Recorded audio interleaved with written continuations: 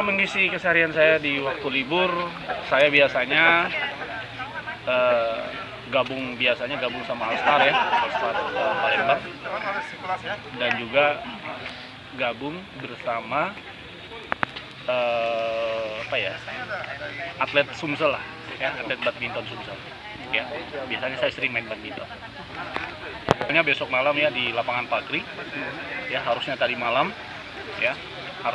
juga di lapangan Pakri tapi nggak jadi, ya. Di Pakri. Di Pakri. Pernah sparring dengan Kapolda?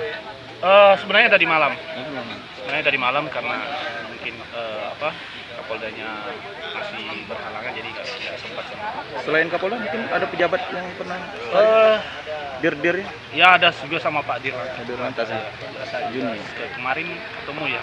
Tapi selebihnya saya sama reuni sama teman-teman. Biasanya sama mantan atlet lah Sumsel.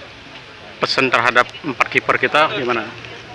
Ya yang jelas seperti selalu saya bilang kepada mereka, di saat libur kalian jangan libur yang pokoknya libur aktif lah, ya jangan pasif ya. Ya berarti dalam arti sore dia harus latihan sendiri.